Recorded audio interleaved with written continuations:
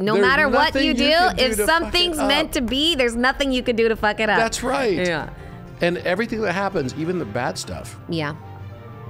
is your choice. Yeah. Because you wanted to learn something. So instead of asking yourself, why did this happen to me? Yeah. Whatever it is, ask yourself, why did you choose it? Yeah. What am I meant to learn from it? How am I meant to grow through it? I can be all three. I can be the victim and the villain and the hero, and I don't need anything outside of me to play those roles because they all exist within me. And we have that opportunity anytime we become the victim to anything, is to also become the victor over it. And really, like, I think that that's just something that's so beautiful, you know? Yeah, and so you can do it with sigils, of course, like at peak pleasure, at orgasmic state, you envision the sigil. You know, you can, like, I personally love to paint with moon blood, so I will like paint a sigil on Bear every once in a while if I'm like really manifesting something. And so you can get as wild and unusual with Just keep it the as you jar like. handy. I mean, I do all kinds of weird shit, Robert. I have no doubt about that.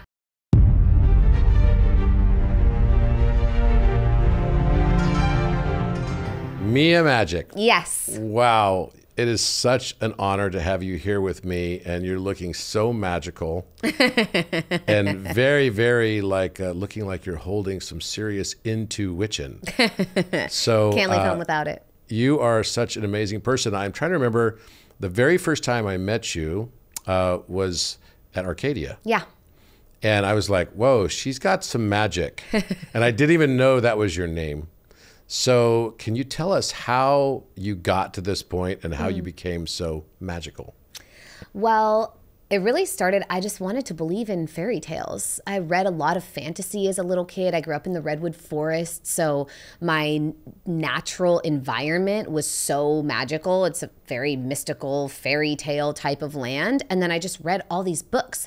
I read about dragons, and I read about magic, and I read about rituals and priestesses and goddesses. And my biggest challenge in my young adulthood was feeling like that which I read about was so far removed from what I was living and what was normal and what was okay. And I got made fun of and bullied and tortured and just had a very rough young adulthood. And then ultimately, I was in an accident when I was 16 and I almost lost my arm. And so that really led me on a deep healing path.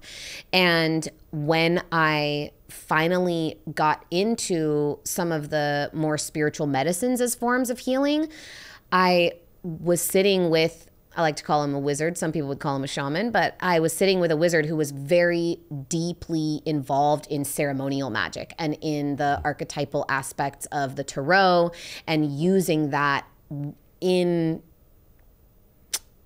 accompaniment or in support of the sacrament. And in that particular ceremony, it was 5-MeO-DMT. And so I blasted off, experienced God in a very visceral and unified way. And from that moment on, I was fully aware that magic, in fact, was real and that everything that I'd read about as a little girl was totally true. And I did not have to deny it, and I did not have to hide from it. And I also had now had my eyes opened to the ceremonial aspect of it and how do we create ritual and use symbols to communicate with the universe what we desire and then invoke that and manifest it into our reality. So I've always been obsessed with magic, but that was really the moment when everything changed and I realized I could, in fact, wield it in my own life and took the name ultimately after people just kept calling me that and then forgot I had another last name. Oh, wow. Wow. Okay, so can you rewind for a moment and tell us what happened with your arm?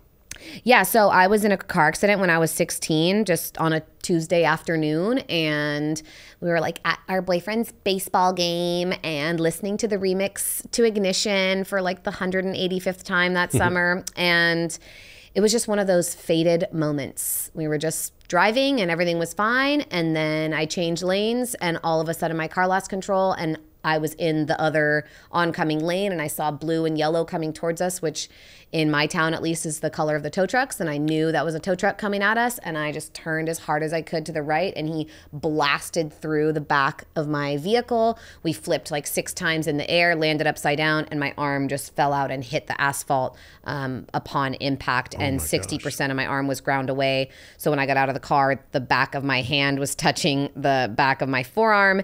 And yeah, they replaced my whole body. I have a bone graft from my hip, skin graft from my leg, tendon grafts from my ankles, my full latissimus muscle grafted from my right side, and a 10-inch titanium plate. And they repaired me over the course of several years afterwards and like 15 surgeries, but I survived. And now I like to consider it my dragon skin.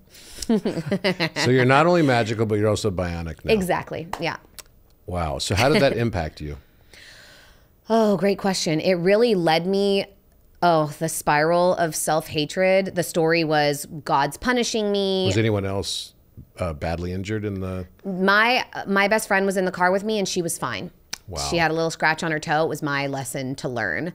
And unfortunately, there were 2 other guys involved, obviously the tow truck driver, and then he had another guy. And I was just thinking about this the other day. I was under 18 and they never let me write an apology letter. They never let me talk to those men and say I was sorry or even find out what happened. It was like closed case. So that's definitely been something that as I'm such a grown up. Oh yeah, they were fine-ish, but yeah, I never got to talk to either of those men, which was a very interesting part of the experience. And the story that I had was, okay, well now I'm deformed and disfigured. Now I'm hideous. God's punishing me. God hates me. I'll never amount to anything. I'll never have anything to offer to anyone. I'm just gonna be, my arm used to hang, and so people would like do the retard thing at me, which was horrifying at 16 years old, not pleasant at all. And so also the skin graft was not allowed to be in the sun for a year. And so I had to cover it up. And that actually became the most impactful part of it. It was very psychosomatic of, I have to cover this up. I can't let anyone see it. Yeah. And instead of it just being about not getting exposed to the sun, it became, I can't expose myself to anyone. And so I started wearing a sleeve, like a black sleeve over it. And I would make up all different stories about what had happened to me so that I could be totally disassociated from the actual experience. It was a shark attack. It was, it was like all these crazy things till I met a guy who'd actually been attacked by a shark and he had a giant shark bite scar on his thigh. Me too. And yeah, like, literally. And I was like, just kidding. But yeah, it was really, ultimately, I'm so grateful for it. I really worked with a therapist deeply in it that if I hadn't been in so much mental, physical, and spiritual or existential agony, I wouldn't have sought healing and I wouldn't have become a healer. I wouldn't have become the version of myself that really worked to utilize magic in a way that would alchemize my wounds and turn those dark stories into powerful new belief systems. So of course now I'm super grateful for it, but at the time I was in a very dark abyss of self-loathing and fear and doubt about my capacity to do anything with my life from that point forward. Wow. And so how did you come out of that? So what was the thing? Was there a moment that I also had kind of, I wouldn't say it was a totally analogous experience, but when I was 13, I almost died. And I had, it was kind of sad because I was trying out for the wrestling team, and I happened to have strep throat at the time. And this kid came up, and I just moved, actually I was 14. I just moved from England to Nebraska. So I was this new kid in town, right? And I wasn't popular. Slightly different worlds. Slightly different worlds. And, I had to like give up my English accent for Cornhusker football. Right, there wasn't much to do there. Yeah. And so I wanted to join the wrestling team. Well, he decided, because we were in the same weight class, that he wanted to like injure me. So I was in the latrine going to pee, and he kidney punched me right from behind. It was like a total sucker punch. And that ended up becoming a huge problem because it became a catalyst for an autoimmune disorder that I got called IgA nephropathy. Whoa. And it inflamed my kidneys, so I got post-streptococcal glomerular nephritis, which then became IgA nephropathy, which then my body was sending white blood cells to attack it, even though the kidney was fine. It was treating it like it was very sick. So they told me I was going to have 5 transplants in my life, and it had an impact on my adrenal glands and blood pressure for the rest of my life. I mean, Wow. But luckily I came out of it. Yeah. But there was like school vigils and everything. It was like a real serious thing. And one day my best friend came to visit me, and I was in the super depression. And I'm not the depressed kind of a person. I wake up happy every morning. And he saw me, and I was kind of like, woe is me, woe is me, woe is me. And he said, after he'd been there for about 45 minutes, he's like, and I'm going to go because you're not the kid I know. And I remember I went to the bathroom, and I went to go pee, and I just see it was black. Like when your urine's black, that's like it's full of blood. Yeah. And I could literally feel like I was peeing my life away. Whoa. And something triggered inside of me where I said, you know what? I don't want to be sick anymore. And I had this strong intention, and I'm like, I'm not sick anymore. I'm not sick anymore. I went to the doctor 2 weeks later, and the whole thing went into remission. Wow. And that's like, for this disorder, which is pretty well documented, Yeah. it's like crazy rare. Like you generally will end up losing your kidneys multiple times because the transplants won't take. Wow. Also, something isn't right. The ease of modern digital communication comes with costs. What are these colossal technology companies doing with our words, with our energy, and with our very beings? Can you imagine an event horizon where they use against us what we unknowingly gave? Orion emerges as an end-to-end quantum secure messenger that places the freedom of expression back where it belongs, with the people. More than a platform, it's a movement to reclaim your voice and freedom, a movement of people with profound ideas and a deep desire to help the human race. Let's get back to communicating meaningfully in our lives. It's time to rise above the surveillance, the shadow bans, and the censorship.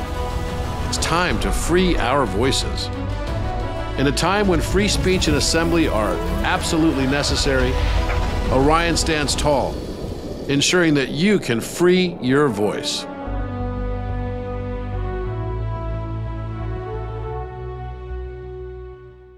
So what was that moment for you when you decided that this was going to be a crucible of empowerment?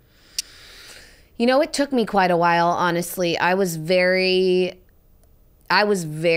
impacted by it. I also left my hometown and went to boarding school the next year. So then I didn't know anyone, and then I needed help with everything. I couldn't, like, my hand just hung there. So I couldn't button my own pants or do a zipper or tie my shoes, or, you know, I was typing term papers in high school with one hand. I was really, really impacted by it. And I did not get out of those doldrums for quite a while. But what ended up happening for me is, like I said, I'd had this sleeve that I covered it up. So after the medical bandages were off for the, you know, after the first year and the many surgeries, I'd covered up with this black sleeve. It was kind of this little Michael Jackson thing that I was trying to make into a fashion statement that was fooling no one. And one day I was going to a pool party in the Hollywood Hills, and I left this meditation in Venice, and I'd been wearing a sweatshirt, so I didn't have anything covering my arm, but, you know, I had a sleeve in my purse, in my glove box, you know, in my trunk. Like I was always prepared everywhere I went, no matter what. And I got to this party, and I go to take off my sweatshirt and go and grab a sleeve, and the first one's not in the glove box. I'm like, okay, look in my purse. There's nothing in my purse that I put there this morning. And then I went to my trunk, and there's nothing in my trunk. And I'm like tearing through my car, looking in every pocket and every side door, and starting to panic a little bit, and like, oh my God, where is it? I can't walk in here without this. And started crying. And my friend is there, and my friend's just like, I mean, if you don't want to go, it's okay. Don't worry. It's fine. And I just heard this little voice, and the voice was like, Mia, enough. Just let it go. And I walked into the house with tears, like just kind of pulling myself together. And I dove immediately into the pool, and I got out of the pool, and some girl's like, "Oh my God." And I was like, "Ugh." She's like, "I love your bikini." And I was like, "Can't you see what's wrong with me?" And she couldn't. No one even noticed, because it's like most people don't even notice now. Do you know, I never noticed. Exactly. And that happens to a lot of people. And now, of course, I don't have as much control around it. And so no one's really looking at it because I'm not thinking about it the same as I used to be. But I was at that party all day and no one asked me about it. Wow. No one noticed. And I had built every narrative in my life around my disfigurement and my disempowerment and around how ugly and deformed I was and all these stories. And then I finished the party and I was like, oh my God, I had no fucking idea what I was talking about. That is not true. That was not accurate. No one cared. No one saw it. And so that was this massive cognitive dissonance for me in everything in my life. Then all of a sudden I was looking, and I got into spirituality through conspiracy theories and, people talking about 9/11 because I was living in New York City going to college, and like all of the things that I had started looking at in terms of what else is actually really going on, what else is right here before my eyes that I haven't been told or taught about, or that I just haven't seen myself. Where is that, very Harry Potter, like Diagon Alley? How do I just press this button and enter into a portal or another world that I just didn't know was there, but is right before my eyes? And so that moment, that party was when everything shifted and changed for me. And I started exploring healing in whatever capacity I could. It didn't matter what it looked like: breath work, the spiritual medicines, anything, crystal healing, Reiki, yoga. And I was already I'd been doing yoga since I was a teenager, but just like anything I could get my hands on, I was willing to try, and I was willing to say yes, because I had finally realized that I'd built my entire life on what was now a lie. And I wanted to find the truth, and I wanted to find the truth about myself and my power and what gifts obviously I did in fact have that I'd been convincing myself didn't exist because of one limitation. Wow. And I started really finding them. I started finding magical powers and psychic gifts everywhere I looked, and was having profound, miraculous experiences with people, helping them heal as well. And magic just started unfolding around me every day, and I couldn't stop pursuing it. What a profound story, because that's kind of like a microcosm of life. Yeah. It's definitely another as above, so below moment. Yeah. Or as below, so above, or as within, so without moment. Because you could take that period of time and you're learning those precepts, and in particular correspondence, the Hermetic path. It's almost directly analogous to the life we experience, because we all get stuck in this moment where we come here. I just had a call right before doing this earlier today with a fellow who asked me to write a child's book with him. Cool. Children's book. And to use some of my artwork, and then also to help kind of write the story narrative. And so love it. I said, okay, here's what I'd like to write it on, if you're open to it. And he said, sure. And I said, I'd like to write it on this constellation in the sky that decides, like an angel, that decides to come down to Earth. Cool. Orion. And he thinks, or it could be a she, right? He or she thinks that life is about being the hero. And therefore, that immediately sets up the need for a villain, right? Because that's the purpose of the hero, to fight the villain. Who's a hero without a villain? And then this whole concept of this notion that I actually posted on social media this morning as well, which we talked about, which is that darkness is not the absence of light. It's the absorption of light. Yeah. And that changes the way you have to look at something like, evil is not the absence of good. Yeah. Because then that would presuppose that the prima materia itself, everything at its base, is somehow evil. But rather that evil would simply be the absorption of good. And evil then, as the absorption of good, good is its reflection. So we start to look at the world in a very different way. And so I think the story you just told is so profound, because how many of us, how often do we have some preconceived notion and conditioning bias that we may have just decided on our own? It doesn't have to be that it was traumatic. It doesn't have to be, although yours was a different kind of trauma. Yours is the actual physical trauma you experienced. But the emotional scar led to this notion that and it was only by accident that you actually were able to be freed of it. Yeah. Which is so profound. Yeah. And it's exactly the basis kind of your book. Totally. Yeah. So Intuwitchin. Intuwitchin. So tell me about Intuwitchin and how you came up with that term. And, the whole thing is, I think it's such a powerful story about correspondence. Yep. Yeah. Well, even in that, it's so funny. I never tell this story anymore about my arm because it's just not the story anymore, but it does apply here so well, and especially with correspondence, because when you look at, and there's a whole chapter on body language and the significance even of autoimmune, right? So it's like myself, auto means self. So any autoimmune is myself attacking myself. Yeah. What does that mean? What part of my mind is attacking myself that's making my body convinced that it needs to do that in order to protect my kidney that's actually safe and healthy? And I work a lot with clients with different autoimmune, Lyme. And in the body language chapter, what really brought me into understanding correspondence and talking about the hero, that latissimus muscle that is now on my forearm, they call that our sword wielding arm. That is literally or the sword wielding muscle. That is that heroic motion comes from that particular muscle. Your left side is your feminine side. So my left side was a damsel in distress. She needed support. She needed help. The skin is that which protects or really creates the barrier between us, ourself, our spirit, and the world around us. Wow. And so the skin came off of my right leg. The masculine side and the legs are what move us forward. They're what walk us through our lives, right? So this sword-wielding arm, the hero from my right side, and that which was moving me forward had to be removed from their place of origin in order to protect or save the damsel in distress.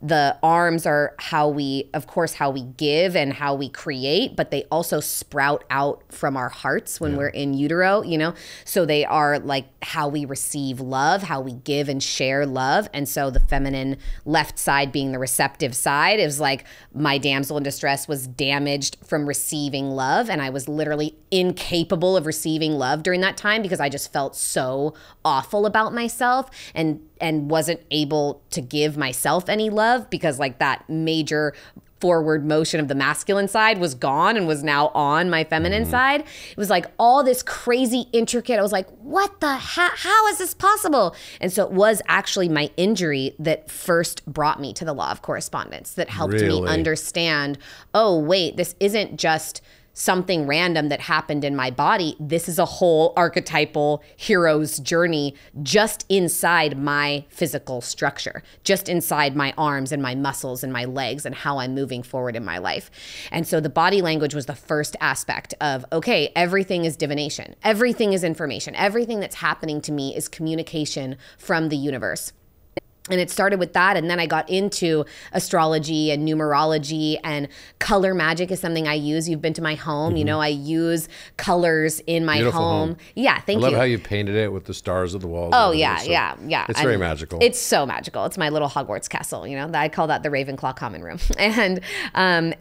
But I've used that. I've used the archetypes of colors. How does green make me feel? It's the beauty of the great green earth. How does the expanse of the blue in the sky or in the ocean evoke emotion within all of us? And so it really was my arm that led me on this journey. So many of us know about the law of attraction and use that for manifestation, and that is great. I never poo-poo the law of attraction. It totally works.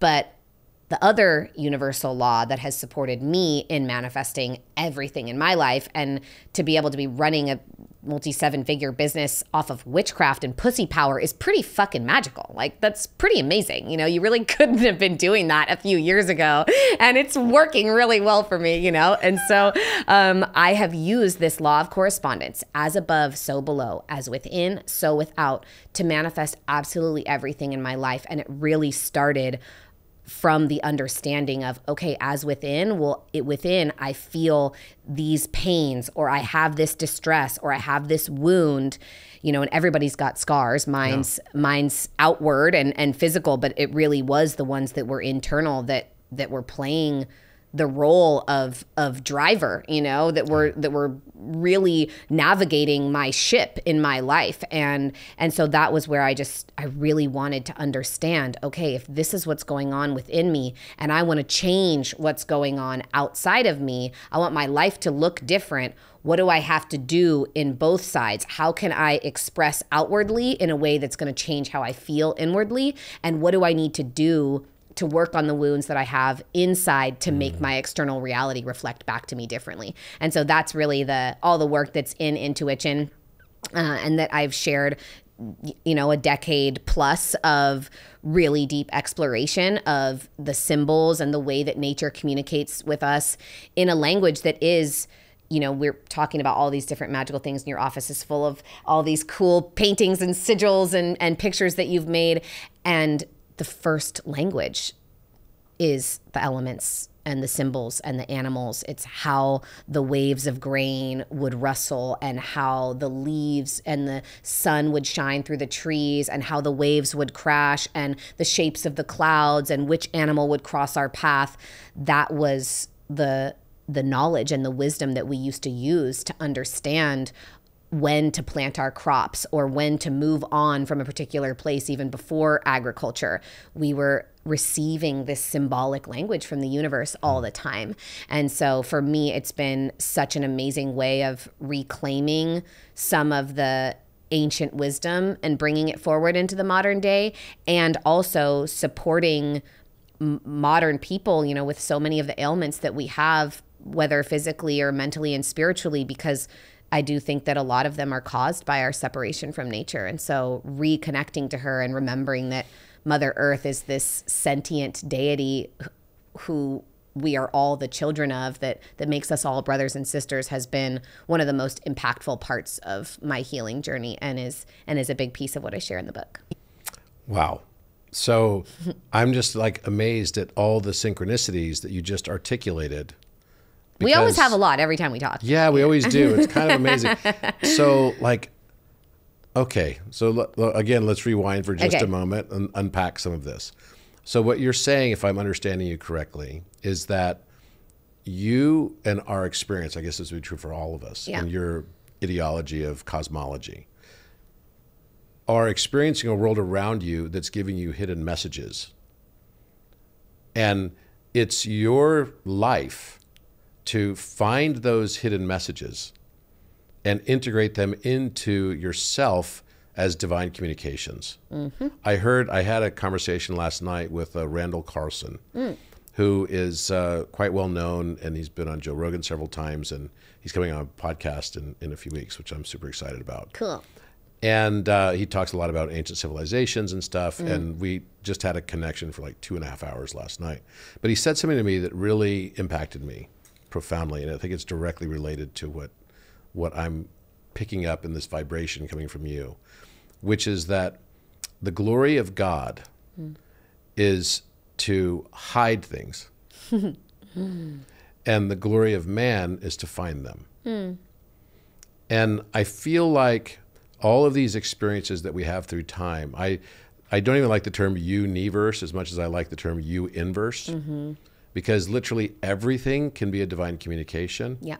You know, there's like, I was on the phone yesterday with someone, and I was talking about, I think there's two types of people. There's people that believe in miracles, and those that don't believe in miracles. And the people that don't believe in miracles will never experience miracles. Yeah. And the people that do believe will experience miracles. But then I started thinking, no, there's actually a third type of person as well.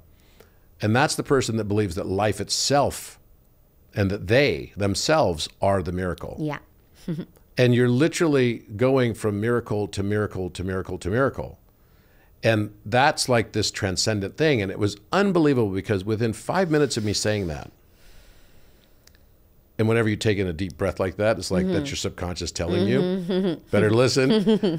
Within 5 minutes of me saying that, this guy named Sean Mike Kelly, who I did a podcast with like 5 months ago or something, it finally, came live, the moment where it's actually going to go live.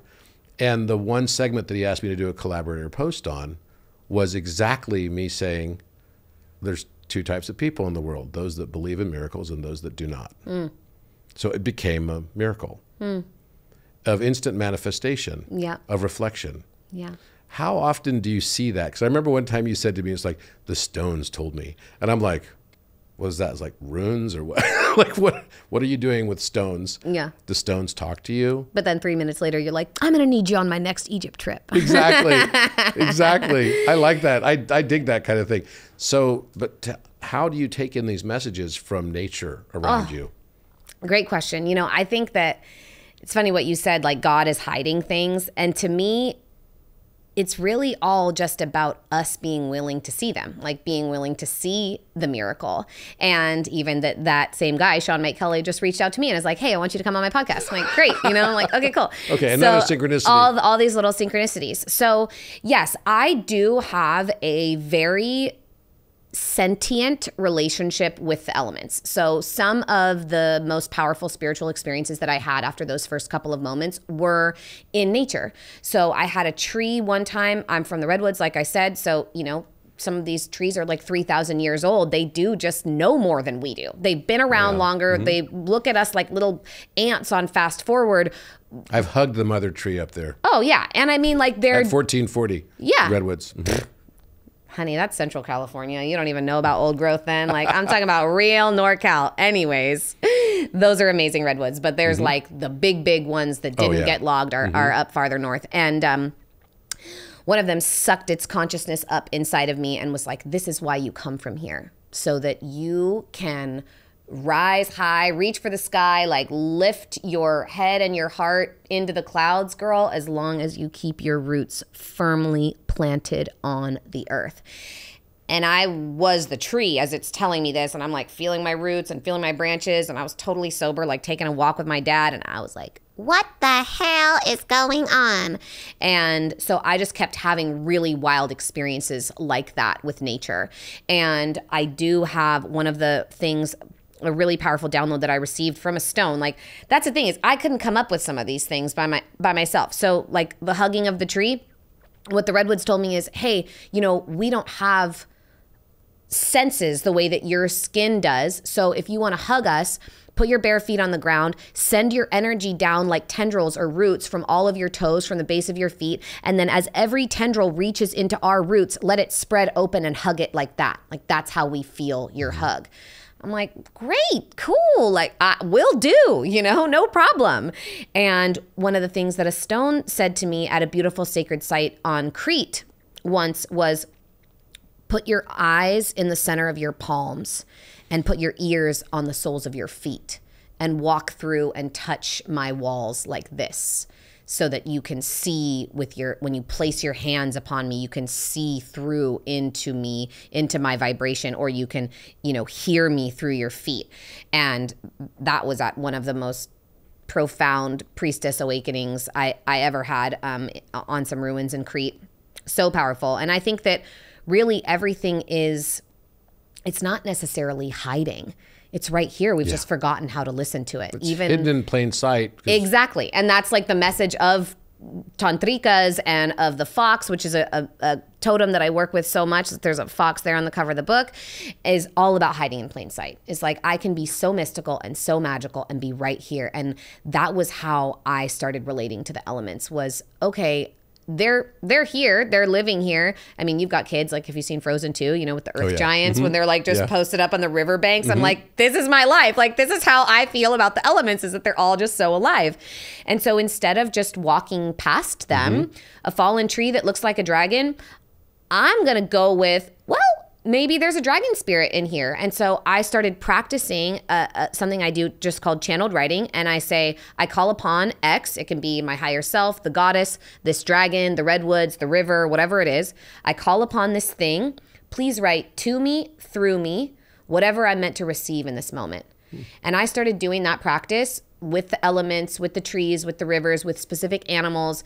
And I would get these whole letters from them, these like full communications. And that's how in Egypt, in the Osirion, sitting against these, 150-ton stones that there was no technology to be able to move. And I just sat against them and I said, I call upon the stone people. Please write to me, through me, anything I'm meant to receive in this moment. How did you get here? And they said they learned to sing our songs. I was like, what does that mean? And then they showed me this vibrational process where there was never any cutting of the stones. It was all just vibration. And they were in vibrational communication with the stones, and the stones chose to come. They volunteered. They were like, I want to be part of the temple. I've lived these millions of lives or millions of years here with my family, with my mineral and chemical kingdom, depository family. And I want to go and do something else. I want to experience the dharmic expression of becoming part of this pyramid that your species is going to worship for the next 15, 20, who knows, into 100,000 years.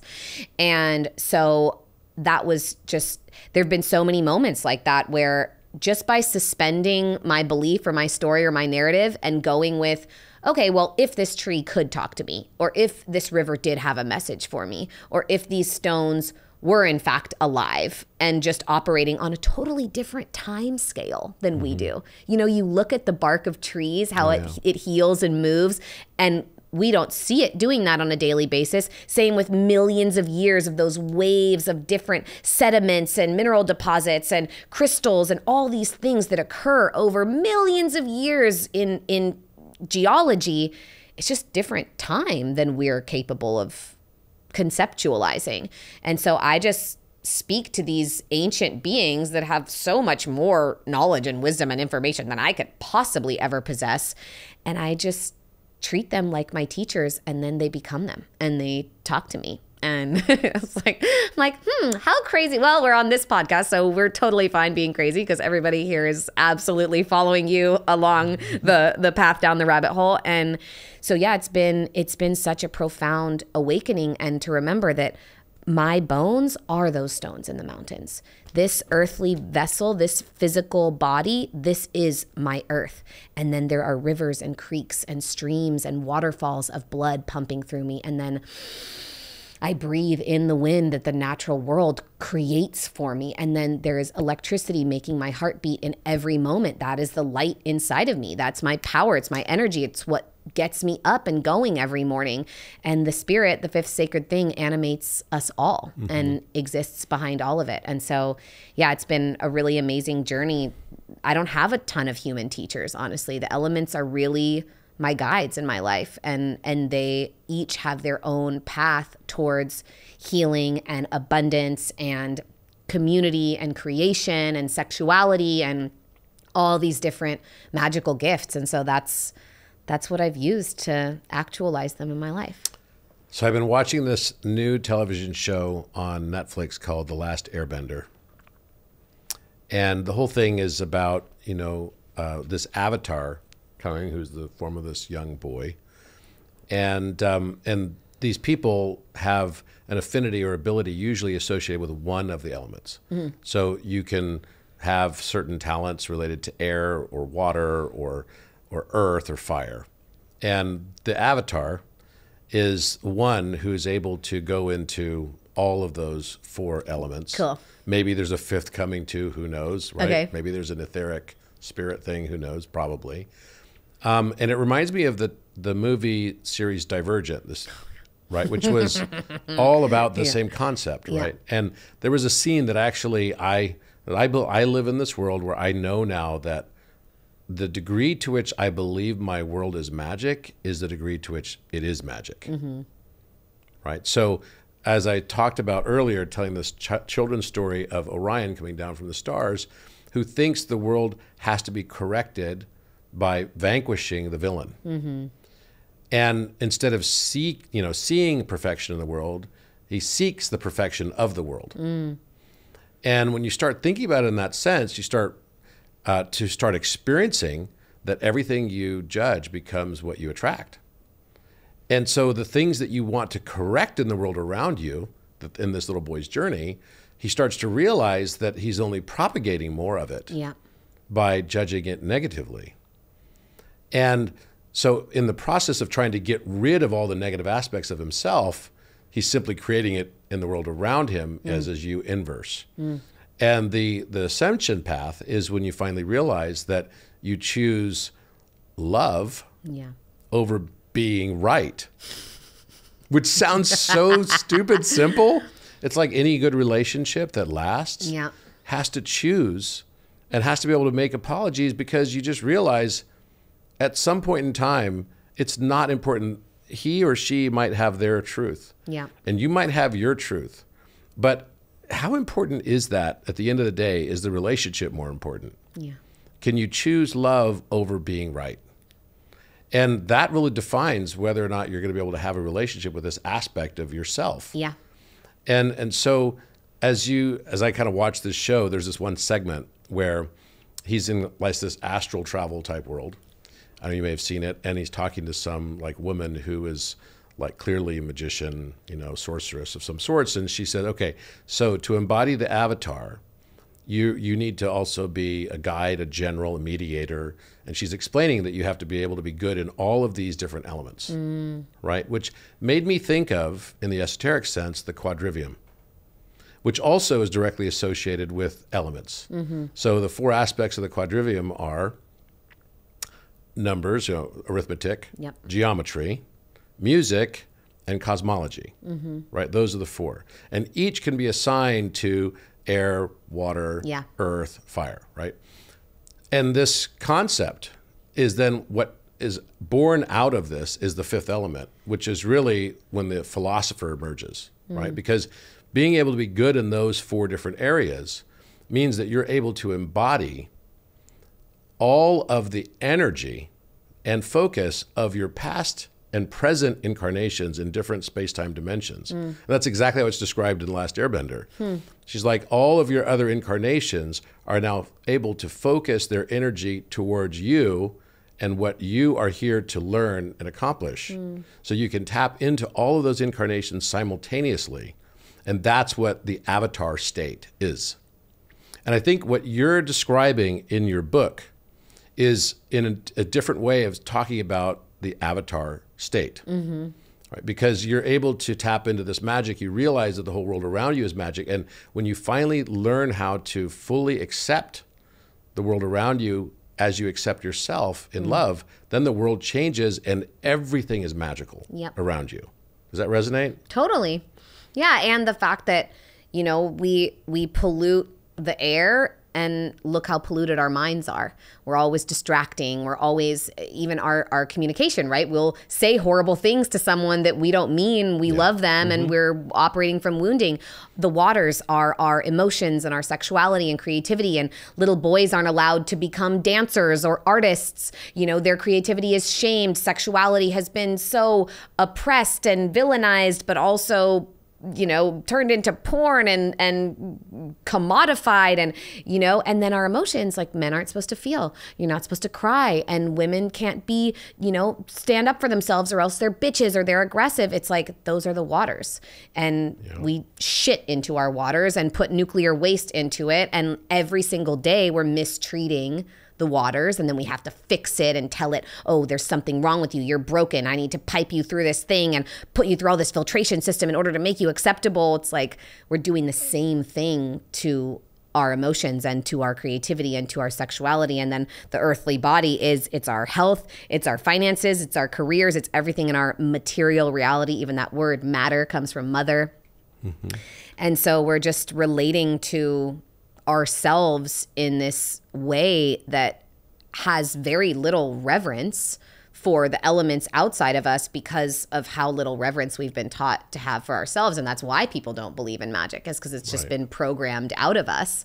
And when you remember to believe it, and, you know, we have such a, like, I was just thinking about what we were doing on Tuesday, you know, like our little private performance with Alan, and like our lives are so magical because we're willing to look at the shadow. We're willing to look at the parts that don't want to be seen or that nobody wants to talk about, and be vulnerable and be accepting and loving of those pain points inside of ourselves, and willing to look at the external world and the impact that we're making and the kind of footprint that we have. And okay, how am I long-term affecting this planet and my species as a whole? And for me, that reverence, again, the as above, so below, as within, so without. If I want to have reverence for the world around me and see magic in the world around me, I have to have reverence for myself and see magic within myself, and vice versa. And so it's been such an amazing, beautiful ride. And I just look around at some of these moments where we get to live now in this time and this reality. And I just like fall to my knees in gratitude that this level of magic is real, and that we can experience it in community and together and pray and play in the most magical way. It's just like, yes, like I just like pat my little inner child on that. I'm like, girl, we did it. Like I told you, I knew it was going to happen. It worked. It's so funny being at events like the one we were at. Yeah. You know, you were talking with Matthias. Mm-hmm. Di Stefano, and you asked him a question, and I was like, I gotta get this on video. And yeah, the dragons. Yeah, and you're like, so what's your experience with dragons? And Matthias just kept looking at you, he was like, not in this dimension. Yeah. Not in this dimension. Not on this planet, not in this lifetime. Yeah. Yeah. Exactly. It was really funny. But I mean, why did you ask about dragons? Well, it's the year of the dragon, and the dragons are the way that you would speak about angels. Yeah. The dragons are really how I experience guardian, angelic energy. They've been spirit guides and totems for me. I see them as an alchemical union of all of the elements. They fly through the air. We have this breathing fire story with them. They have that very languid movement that's very fluid and liquid. They are often depicted in caves or in high craggy mountain peaks guarding treasure. The true treasure ultimately is the womb. I think dragons were wiped out. You know, it's that same like villain hero thing. It's like, well, here's these magical creatures. They were very villainized and, you know, glorifying all of the quote unquote saints, you know, these heroes who were killing dragons, as opposed to acknowledging those who learned how to ride them. So I always say dragons are meant to be slayed, SLEIGH, like ridden, as opposed to slain. And I just work with them very deeply, and I experience them in all of the elements in unique ways. So forest dragons, water dragons, the mo'o in Hawaii, some really powerful dragon magic down there, and then very celestial dragons, storm dragons, fire dragons. And one time I did, I'm sure you know Teresa Bullard, you guys are like, yeah. So Teresa was my initiatory teacher in the Modern Mystery School, and she, when I saw a dragon for the first time, the only time I ever saw a dragon fully, completely in real life, it was flying across the full moon, and the full moon was super bright and beautiful. And all of a sudden there was this giant neck, black neck flying across the full moon. And I was like, oh my God. And this massive wing beat, and it keeps going. One more massive wing beat, and then this long tail soaring just across the moon. And then it was invisible again. And I bumped into Teresa at Erewhon, and I was like, yo, Teresa, what's the deal with the dragon? How did that happen? And she goes, well, of course, because of the way that they bend light and work with light, because the moon is already a reflection. The moon is already like reflecting the light of the sun. The moon doesn't have its own light.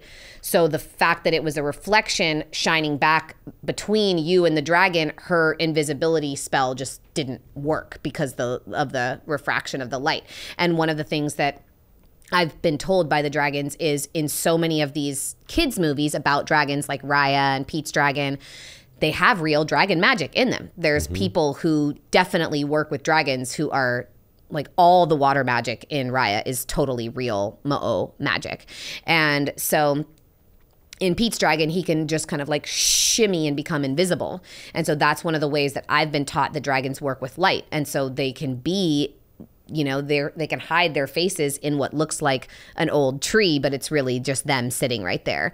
And so they work with all of the elements uniquely. And so I feel like they're very, at least for me, I feel very closely related to them also as a powerful and direct warrior queen kind of woman. I just feel deep resonance with their spirit and that sort of ferocious feminine energy, the way that like knights are a brotherhood. I feel like dragons are a sisterhood, and they are guardians of the goddess, and they are here to protect this planet. And those true treasures are the gems of wisdom and the womb and our creative capacity, that direct line to the divine that women have. And so I work with them deeply. They are totally my greatest guides and teachers, and I see them. They are really a big part of what helps me communicate with the elements too. And they've done like psychic surgery on me. I've felt them tearing my back open with claws and talons and like taking wounds out of me and all kinds of wild, like, sort of unexplainable experiences. But I really did, at least for me, like when the new moon hit, then it was Lunar New Year and it was the year of the dragon, I viscerally felt a shift from like the day before to the day of. And it was really powerful. And I feel very excited for what's to come this year. It's interesting you say this. I had an experience, I guess, with dragons. Perfect. And it happened on, it was on the 113th day of the year. I didn't realize. So I was planning on going to the Great Pyramid, and I'd invited a friend of mine who's the CEO of Gaia to be in the pyramid with me that night. So it was still kind of at the tail end of COVID. Mm. And so it was still hard to get in and out and stuff. So he wasn't able to make it because of the whole COVID situation. He had a board meeting that he had to be at. So I ended up keeping my reservation at the pyramid, just myself. Cool. Oh my God. And which was great because I didn't know what to expect. First, I was kind of thinking, gosh, it's kind of a bummer I don't have any women to go with me. Of course you would be thinking there that. There needs to be balance. You need to have kind of a balance of energy. Yeah. The whole thing is about alchemy, and it's the masculine feminine union. Mm-hmm. And so I went to the pyramid. So I was just outside the Great Pyramid, and I saw these people coming out of the pyramid. And it happened to be on a night during, so it was the night of, night before Orthodox Easter. So it was like late at night, so it was like close to midnight, and it was about to be Orthodox Easter. It was also Ramadan. It was also 4/23, so it was April 23rd. Which is the 113th day of the year, but it's also the day of St. George defeating the dragons. And this was a very auspicious day. It was also Shakespeare's birthday. Wow. Which we knew was sort of an encryption for something very important. And the 113th day, I didn't even realize that that's what it was all about the 113th sonnet is all about the mirror, and it's the center of the sonnet structure. So there are 154 sonnets, and they make exactly the form of the Great Pyramid. Wow. The shape, like with the Bath sonnets and everything. All the sonnets are actually the structure of the pyramid. This is all part of Alan Green's decryption work. Yeah. So the 113th would be right smack dab in the center of the pyramid, which would be where Da Vinci says is the throat chakra chamber, which we've now just found out that that's exactly what they found. So just very recently this has happened. And I predicted it in the Codex season 1. Well, what was interesting about this is I walked up to the pyramid, and there were all these women coming out. And the pyramid was closed because it was Ramadan, and it was closed all day, but it was only open for certain private visits and stuff. So I was going there. It was about 10:30 at night or something already, and I was going to go in at, I think, at 11. And these women came walking out, and one of them came up to me, and there were dogs on the Giza Plateau, and they're barking, and I was like, oh. So I was kind of looking at one of the dogs, and this lady says, "Hi, Robert." And I'm like, what the heck? And another woman walks out and says, "Hello, Robert." And I'm like, how do they even know who I was? First of all, it's totally dark outside. And then another woman walks up and says, Robert, so nice to meet you. And I'm like, what the heck? And one of them comes and says, hi, Robert, I'm Rossi's daughter. And I'm like, Rossi, from my trip to Egypt a couple of years before that, or a year before that? And she's like, yeah. And she said, we found out that you were coming to the pyramid tonight, and so we wanted to dedicate it with feminine energy before you came in. Whoa. And there were 12 women that went to the pyramid that night. I didn't even know that they were in Egypt at the time. And then Rossi came out and she gave me this big hug. And I was like, wow, another miracle 13 moment. priestesses. Another miracle moment. Yeah. Because they knew I was going to go in by myself and that it needed to have the balance of the feminine. Yeah. So I walked in and I went into the pyramid. I was already very emotional over the whole thing. I still am. Yeah. And what was amazing about it was, you know, I laid in the sarcophagus that night. And that night I had an incredible experience that you probably wouldn't believe me if I told you anyway. So I won't even say. I mean, try me. I had a visitation. And it was very profound. I didn't even realize that it was the Day of the Dragons or it was Shakespeare's birthday. I didn't even think about that. It was not, it was just like, oh, what's going to work for Yurka's schedule? And then he canceled, and then that was it. So after I came out of the sarcophagus, after I had this experience that was profoundly divine, I all of a sudden could look at the wall, and I saw immediately a tree of life on the wall next to the sarcophagus, which I had never seen before.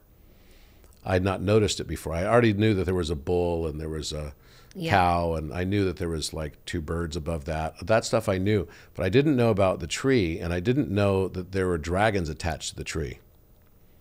And the dragons go all the way across the wall, the north wall of the king's chamber. And I saw it like in Technicolor. And like it was in motion and beautiful and glistening, like this golden kind of glistening, almost like looking at that phoenix, with different colors, you know, bouncing off of it.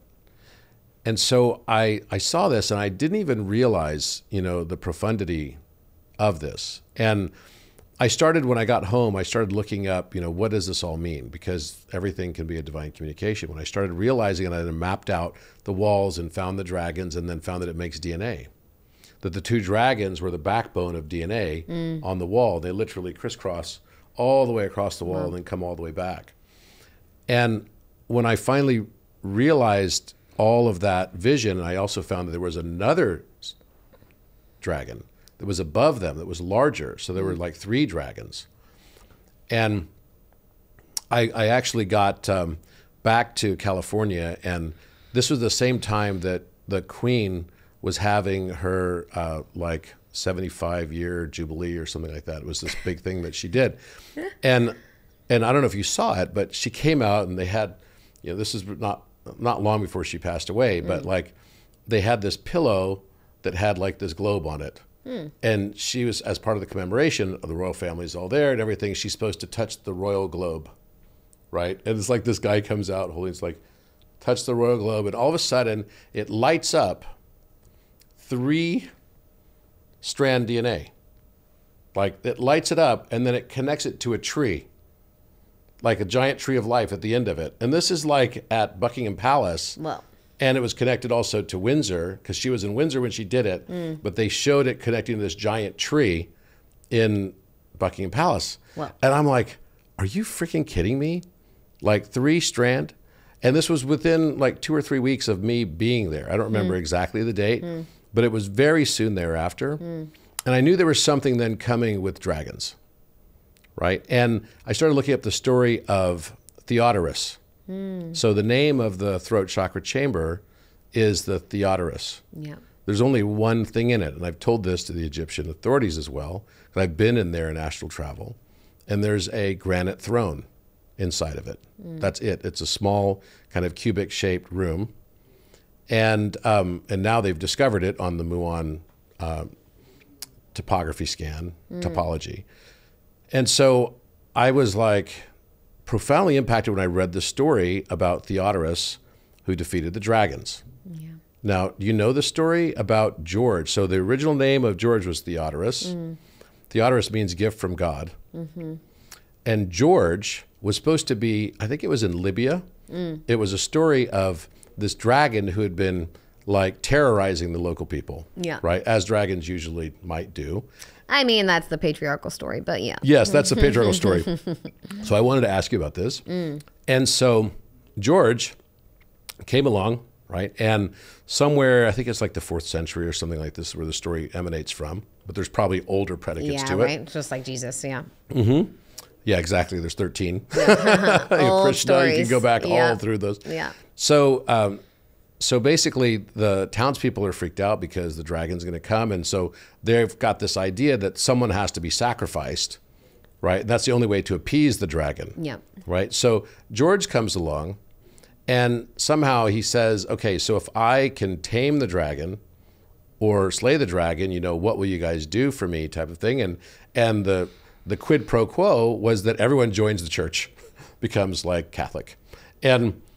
And so St. George becomes St. George. It's probably just a derivation of another story that had nothing to do with the Catholic Church, but becomes St. George because he had this massive conversion of, 1,000+ people, that because he was able to capture the dragon and slay the dragon, everyone had to convert to Christianity. Yeah. And I thought to myself, okay, this mythology seems a little bit like maybe not exactly quite right, but the symbology of it definitely was something powerful. And I knew that the dragons represented the activation of our higher order DNA. Totally. And our power, our mystical abilities. Our mystical abilities, the magic. Yeah. That right? like junk DNA, I don't believe in that. I don't believe that that's possible. I just had Craig Venter here. Here I am. This week, I'm interviewing you. Yeah. Last week, I had the guy who mapped and sequenced the human genome. Yeah, so exactly. It's like... Come on. It's like the magic. This is it. That's yeah, right. And I think that's something that's so prevalent in mythology now. I mean, like Zeus coming out, or Athena coming out of Zeus's head. Nobody cracks open from anyone's skull. Everyone comes out of wombs and pussies. That's where every single being on earth is born from. And so I think that it's very obvious that all of our mythology has been shifted and changed. And again, like the way that I relate to dragons, it's just like we were talking about with the absorption, the good or the evil. Everything is both. Everything has both. So just like any person, if there be dragons, if there be fairies and elves, like there's going to be good and there's going to be bad, because that's just the nature of reality. But I certainly have only experienced these benevolent blessings. And so I think a lot of the stories, especially in order to propagate the church, that's even where we get the word propaganda, came from propagare, which was a department of the Catholic Church to propagate the faith. So the original propaganda literally comes from the Catholic Church. And I think that what was changed in so much of our mythology was to shift our consciousness, to coerce everyone into joining the church, because the alternative was death. It was like, we're going to show you, magical being, aka dragon, we're going to show you what happens to you if you stand up against the church. If you try to maintain your magical way of life, you're going to die. And that was literally what happened. If you spoke out against the church, if you tried to continue your pagan practices, and then you'll burn in hell. Exactly, and your worship that you had and but your you family can buy had your been way doing. Out. Exactly. You are allowed to buy your way out. Pay your tithes, and Pay then your tithes, you're fine. Right? Or you can buy Hail Marys. Exactly. Right? Yeah, and I just think that all of that, it's so obvious. And that's one of those things about like the hiding in plain sight. And even the town, we're down here in Laguna now, but Los Angeles, it's called the Angels. That's what the city means. And people are like, oh, lost angels. I'm like, los means the. And me and my friends and like our community and like what plural though. Exactly. Yeah, the angels. Like and I truly, one of the things that came to me during this magical awakening in LA is we were drawn here for a reason, and we did hide the rendezvous point in the name. It's like, hey, we are the angels, and we're going to come together in this portal at this time. We're going to choose this place, and we'll hide the name of who we are in the name of the place where we're supposed to meet. And it's all like that. And so I think that all the stories about the dragons and the people, of course the church is going to make a villain out of magic. Because when you have magic, when you're capable of manifesting, you're sovereign. You don't need anyone or anything. Like, we still need each other, but you don't need a middleman between you and God, because you have that relationship inside and all around you. And so I think that all of those myths about the dragons being evil are the same as the Bible is. Well, it's easy to vilify. Yeah, it's an allegory. Things we don't understand. Exactly. Also. But I think we did understand our nature as magical beings and creatures, and I think maybe some people, not everyone. Yeah, of course. But I think that that's a lot of what was burned in the Library of Alexandria. You know, like all of these sacred texts, mathematical languages and equations to help us understand how to vibrationally attune with the pyramids and the stones in order to invite them to like volunteer to come join us in the pyramid. And so I really, everything that I've studied, even the way that when you look at churches, right, a lot of them, the confessional boxes will be carved with vines and flowers and beautiful aspects and elements of nature, because that was where we once worshiped. And so many churches are built on top of or with the literal rubble from ancient temples where people were worshiping. I mean, you know, Göbekli Tepe being buried by hand. It wasn't accidental that these magical ways of living were suppressed or repressed or literally just like demolished in order for us not to be able to maintain that type of worship. And that's why I just feel so grateful to be doing what I'm doing and to be guided by the elements and really just teaching people in every way that I possibly can and every day how to embody these elements, how to work with them in your life, how to heal your wounds that come from the church or your programming or your traumas or whatever it looks like in order to just actualize that magic within yourself and rewrite your own mythology. Like, what is the epic tale, the legend of your life? You know, what is even beyond the church or the negativity? It's like we all have that inner Voldemort. Like, if I'm the witch, I'm also the witch hunter. You know, I have to face off with that. Even last night, so funny, you were just talking about the tree of life. Last night, I brought out almost all the crystals from my house. I just like made a crystal grid and I started in one point, and then when I looked at it, it was the entire tree of life, like down to every single sphere, like every place. Like, I built the tree of life in this crystal grid. And of course, I didn't even notice it until I like was trying to take a picture of it, which was just so wild. But I was doing a ritual, standing at the base of it, butt naked, in the moonlight. It's all misty and foggy. I'm at my own house. I live on almost 10 acres. Like, who the fuck is going to come up there? I have a gate. But the visceral fear, the like, oh my God, someone is going to come and get me. Someone is going to come for me. Someone's going to see me, you know, letting my asshole absorb the moonlight, whatever it is. I was going to ask. Yeah, exactly. That, yeah. Of course. Yes, I did in fact do that. Of course, that's part it's of like any good ritual. Exactly. All your of fourth it. eye. Your chi. Exactly. Exactly.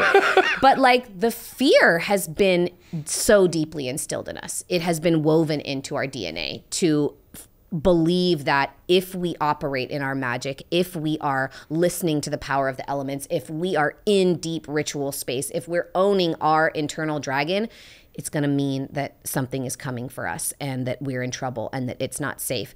And so I just went into this full portal with my inner witch hunter last night, and I was like, I am everything that could possibly come for me. Like, I am that too. And right now, I am not coming for me. I am safe. I am good. And I just did this like massive alchemical ritual with myself and that fear that has just been programmed into all of us for the last 2,000 years since the church took over. And it's like, I'm going to rewrite my own legend right here, right now, inside my crystal tree of life. And I feel pretty great today, I must say. So tell me about your daily practice then. I mean, is this a daily thing that you just like, you know, charge your butthole with moonlight or sunlight maybe too? Well, yeah, sunlight, definitely. I do like to do my naked yoga in the mornings for sure. But I think I'm a Gemini, so I like my practice to change every day. I don't like to do the same thing all the time. I just get bored. So I have a new little Maine Coon kitten. So we've been doing a lot of tree climbing lessons because she needs to learn how to climb trees. So I personally love climbing trees. So I've been climbing trees with her so that she can learn how to get up really high and she feels safe. So that's been part of my morning routine lately. Yoga, sun, breath, movement, dance, depending on what I'm drinking, a little like potion ritual. It really just depends. Like I used to be very deep in my tantric rituals. So sometimes it was like sex magic every morning. Like, let's just start the day with a nice little pleasure ritual. And what do I want to manifest today kind of vibe. So I was definitely in that for a long period. That was a really high manifestation. Bear remembers those days well. Yes, he does. Well, that was like that was really what I was doing to manifest, Bear. Oh, really? It certainly worked. Yeah.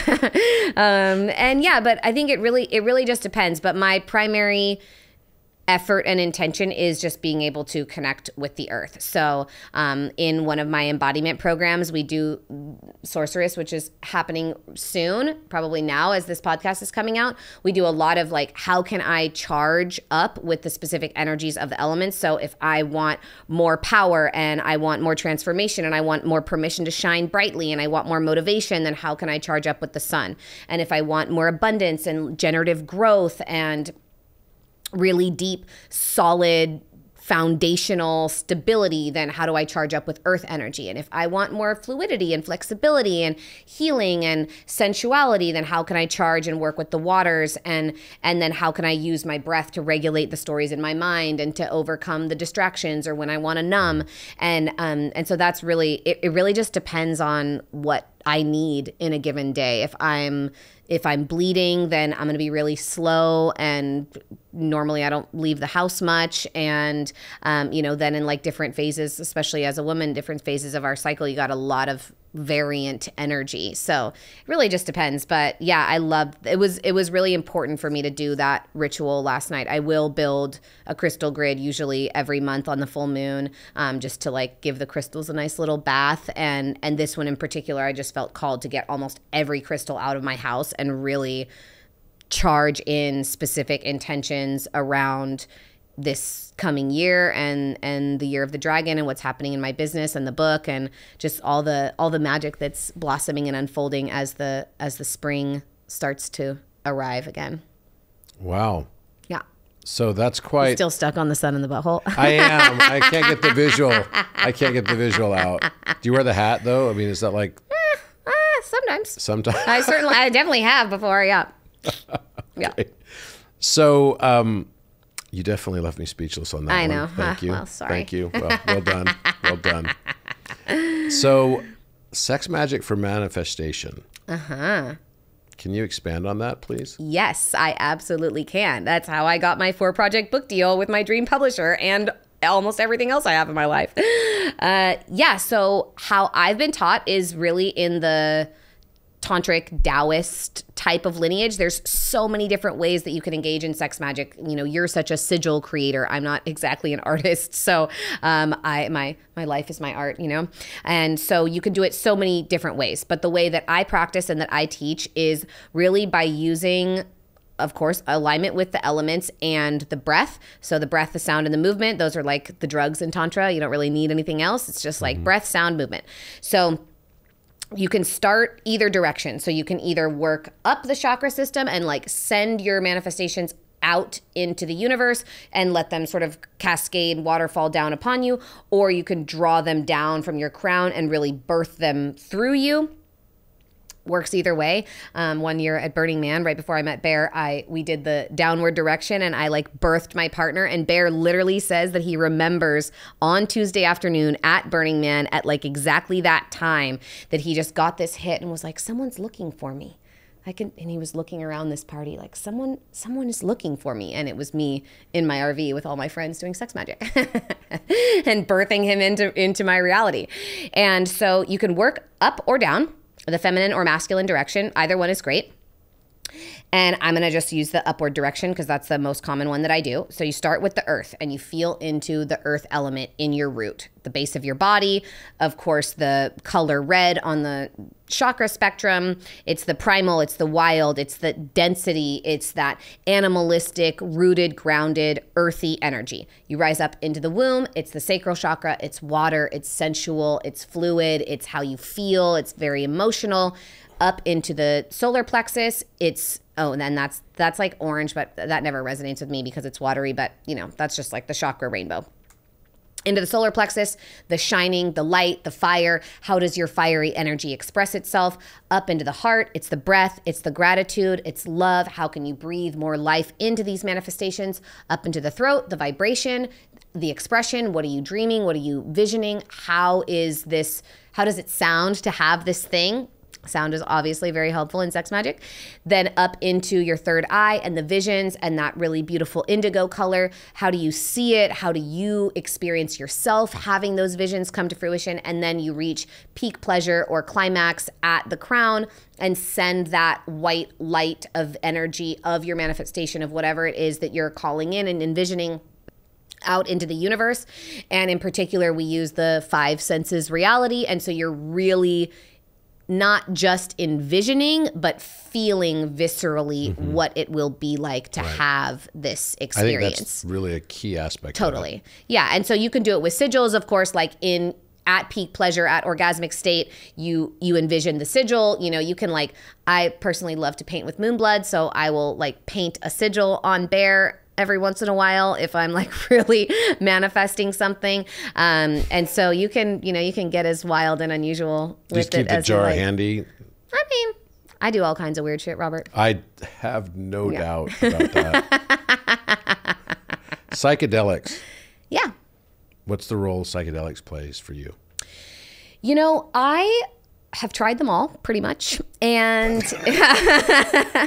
and I love them, and I think that they have so much value. And the one thing that I experienced in the beginning of my journey that was really challenging was the lack of integration.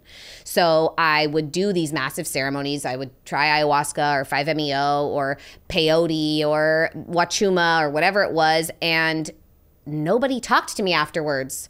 There was no phone call to check in on me or how are your lessons sinking in? Did all of those epiphanies become a normal part of your everyday life or not? And there was no one asking those questions. So I had a really hard time at the beginning with the lack of integration and with the support on the back end after the fact, because I'm not, unfortunately, I wish I was one of those people that could just do drugs at parties, but I can't. I just get too high and too overwhelmed, and I usually end up curled up in a ball in a puddle crying. And so I don't really do a lot of substances recreationally. Obviously, I'm a pretty energetic person. I can kind of just get high on life anytime, anywhere. So I like to stick to that in social settings.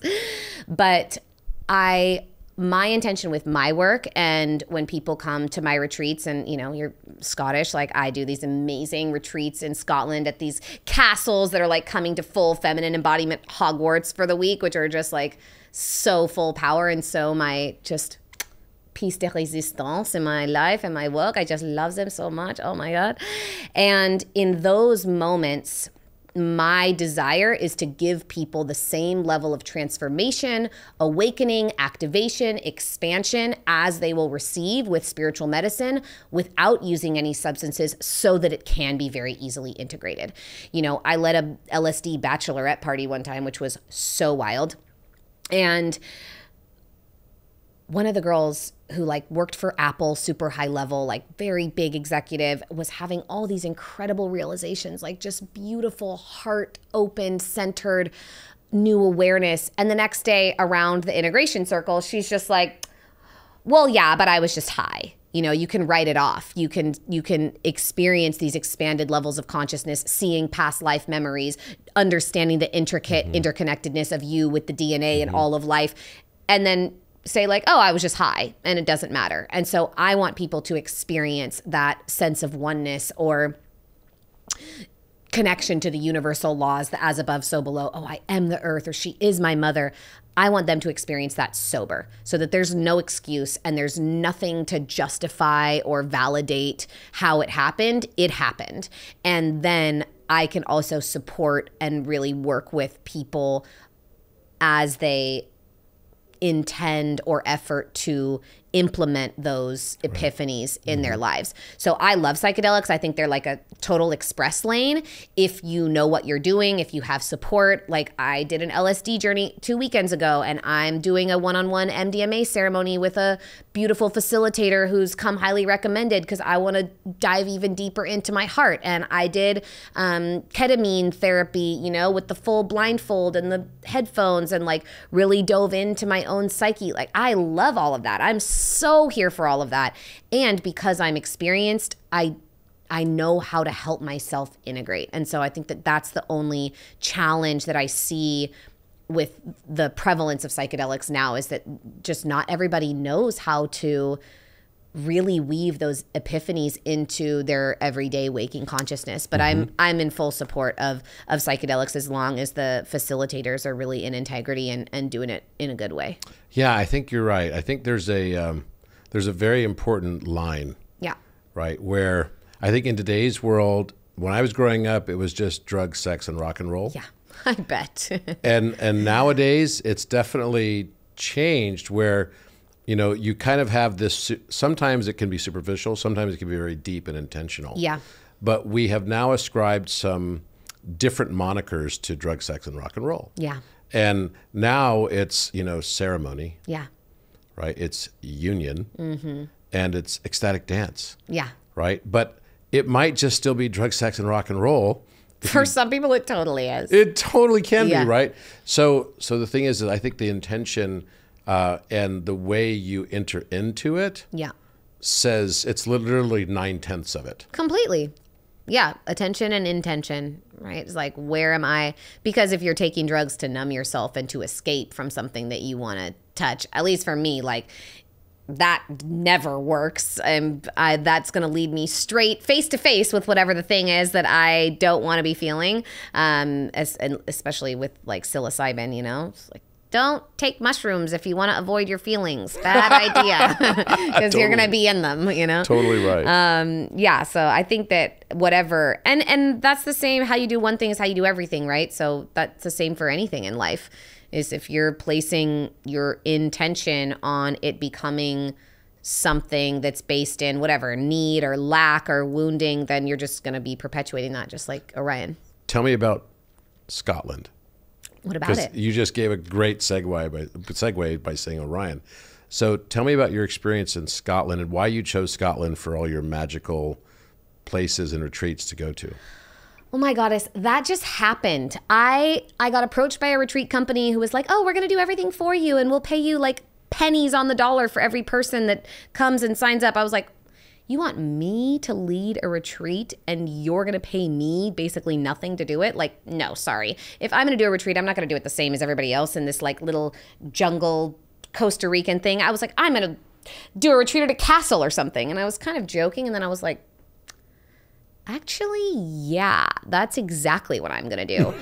So I just started looking up castles for rent. And the moment that I saw this particular one from this drone view, it had a labyrinth and it has beautiful, it's like 2,000 acres of private estate and coastal, just private beach. It was just magnificent. The moment I saw it, I was like, that's the place.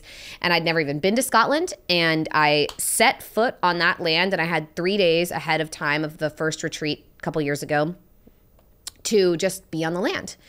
And I had never, except for my redwood forest, again, where I grew up and have lived my whole young adult life, I've never had a piece of land so viscerally and instantly be as if I had a tour guide and it was just the earth. She was like, okay, I'm going to need you to come down here and please check out this tree. There's a fairy queen that's been absorbed into the tree. You can see every inch of her shape here.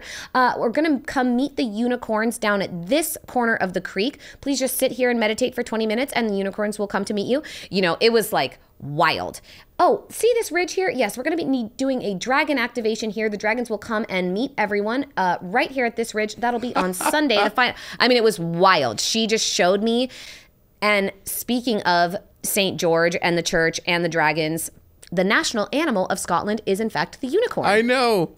And the crest of England is a lion with the unicorn with a chain around its neck, further enslavement of the magical and mystical creatures and animals.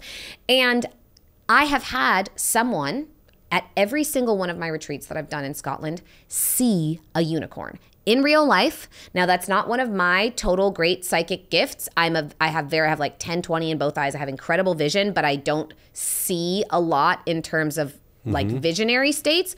So these were two girls, like they both live in Texas. One was raised Jehovah's Witness, like one was raised super Christian. These are not like the super woo-woo girls at the retreat. And the first time, the two of them came in and they were like, oh my God, oh my, we saw a unicorn. It was so big, it was like made of moonlight. I mean, they were high. They were completely altered. And there was no alcohol served at this event. They are not the type that take drugs. They had seen a unicorn. They came in and like they were vibrating. You could feel them viscerally just buzzing.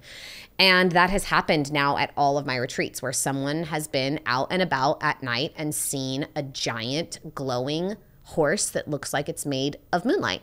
And there are horses on the land, but none of them are white. And it's just been such an incredible miracle. And I think that even, you know, when you look at Welsh, like all those, there's like 48 letters and none of them are vowels, you know, like it's a very dragon language. Their flag totally is a dragon, you know. And also you're a scientist, you know, like fossils take a very specific mineral composition to occur. Any flying being has very light, hollow, porous bones. It's very likely that dragons existed on this planet and then were not, simply just weren't fossilized, or the church burned all of their remains, you know, so that we couldn't find them. There's no way that dragons were present in every major mythology of every civilization across the entire planet and didn't exist. And I just think that unicorns and fairies and leprechauns and all of those things are the same. And so I felt this very deep magical connection to Scotland from the moment that I found that castle, and then exponentially more so the second that I landed. And so I've just continued doing retreats there because she just shows me the way every time. She just guides me. I've had incredible like selkies, you know, the seal women. We were doing these bathing rituals with all this seaweed, and the seaweed was literally becoming our seal skin. And then we would go down to the ocean and see all the seals, and they'd be like coming up and barking and looking at us, and just pure, straight up magic in every moment. So Scotland is really one of the most sacred spiritual homes for me because of that. It's interesting. Even I guess when I founded my group of companies after I left sort of the corporate world in 2011, I decided to start a company. And at that time, I didn't have any boy children, right? I didn't have any male children. And so I thought maybe I'll never have. And I was the last in my line of Grant, right, descendants, and my brother's gay. So that was it. So I'm like, okay, I'm not going to have a son. Later I got remarried and I did have a son, and his name's William. But I thought, okay, well, maybe if I never have a son, then I'll name this new company I'm starting after something that feels significant to my family. And so I named it Strathspey Crowns. So there's a place in Scotland in the Highlands that is on Loch Ness, which it's really close to it. And it is where the ancestral home of the Grant family is. Yeah. And in 2014, I tried to buy Castle Grant in Scotland. That was the Grant Tower that we were looking at, right, with Matthias? Yeah, well, there's two castles. There's one that's called Grant Tower, which has also got another name, which is Urquhart. Yeah, and that's the one that's Castle. On Loch Ness. Okay, that one's on Loch Ness, but it was also Castle Grant. That was one of the castles. There are two castles. And then the other one is Castle Grant, which is in a town called Granttown on Spey, right not far from Inverness. Yeah. Wow. So it was interesting because the other night when we were with Matthias at Blues House, Matthias was talking to Charlie about his favorite place to visit is Scotland. Yeah. And so I, of course, kind of overheard, and I was like, where in Scotland? And he goes, well, you probably have never heard of it. It's in the Highlands somewhere that no one ever goes. And I said, try me. And he said, He said, well, I go here all the time. I go to this castle and I do all these rituals there and everything. And then he says, I go to this place called Clavicairn. And Clavicairn is I didn't even know this part of it. It's a megalithic, it's like 3 mounds that are megalithic. And it was actually sort of, the story of them is told in the TV the series that's called Outlander, right? Which you may have seen. And so the whole thing is like about a time took my mom portal. on a 3-week Outlander tour after that first retreat. So I'm slightly familiar, yeah. So this is interesting because I said, wait a minute, Clavicairn, isn't that the place that's in that television show Outlander? And he says yes. And he said, and you know it's Orion's belt, right? The shape of it's Orion's belt. And I was like, I didn't know that because I never thought to look at it from an aerial view. But it's perfect Orion's belt. Wow.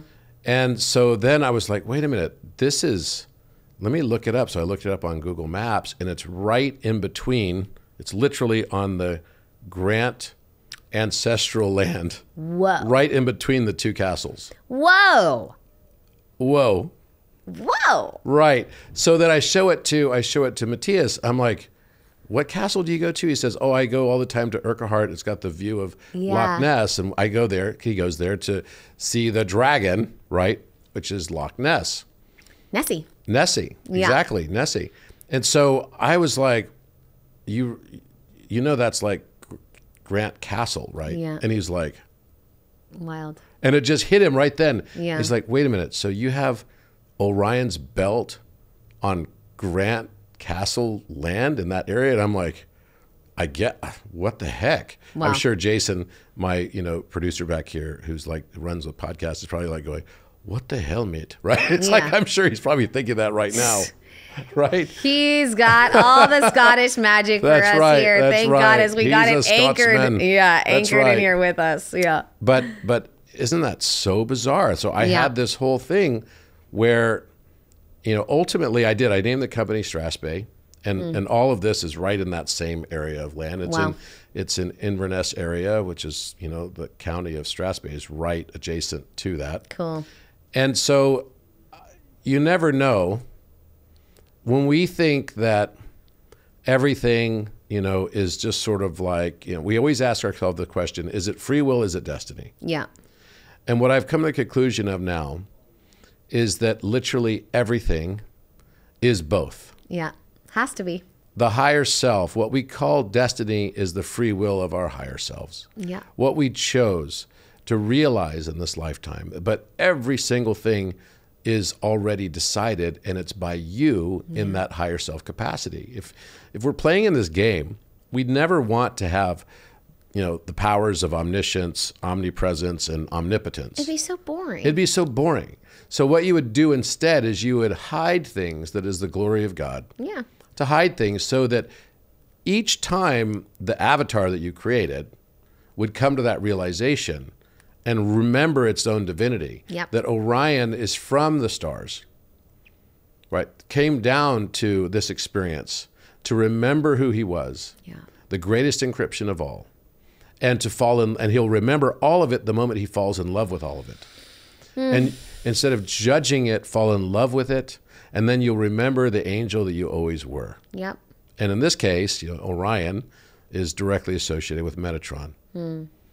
So it's such a beautiful cycle where the ending is the beginning and the beginning is the ending. And all of it loops back on itself. Yeah, like the Ouroboros. Like the Ouroboros. The dragon. I was I went to Billy Carson's wedding right before I went to Egypt in December.